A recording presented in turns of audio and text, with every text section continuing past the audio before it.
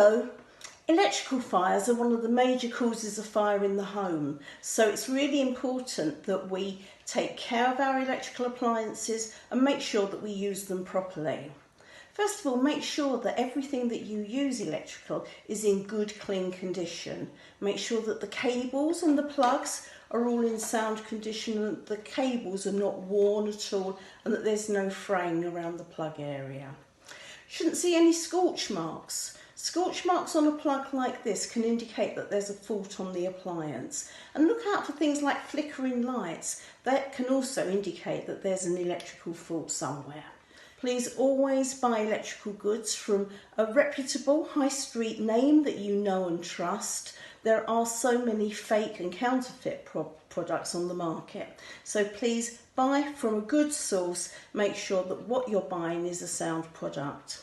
Take care if you're buying online. Make sure you know where that product is actually coming from and try to avoid buying second hand. If you can, you never know quite how well the product has been looked after. When you do buy new electrical appliances, or even to register some of your existing ones, please go to an online site called Register My Appliance, where you can record your ownership of all electrical products up until the age of 12. And that way, if there is a product recall for an item to be replaced or repaired, the manufacturer can get in touch with you quite easily. Remember, that is called Register My Appliance.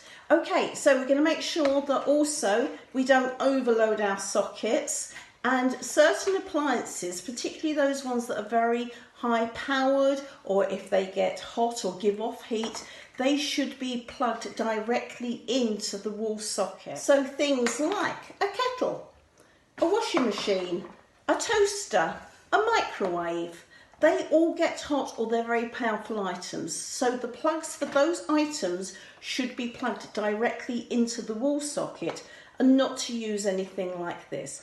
Now in your living room, it's different because you may have a number of lower powered items that you're using, like say a TV, it could be a skybox, you could have a laptop that's plugged in, you could even be charging a mobile phone. Okay, they are all very low powered items, and as long as when you add the ampage together they don't exceed 13 amps, that's fine. You can plug them all in and then plug them into the wall socket.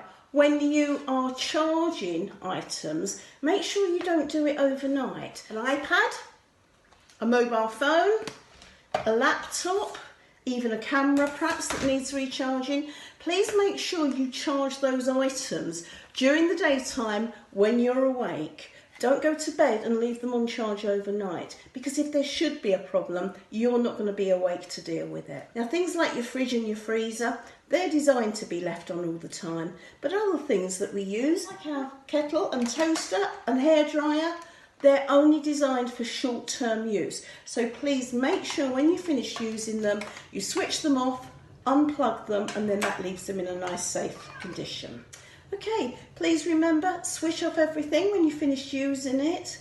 Keep all your plugs and cables in good condition, and don't run cables like this underneath rugs, because otherwise if you're constantly walking on that rug, you're going to be causing wear and damage to that cable without even realising it. So run your cables around the edge of the room so that you can see that they're nice and safe.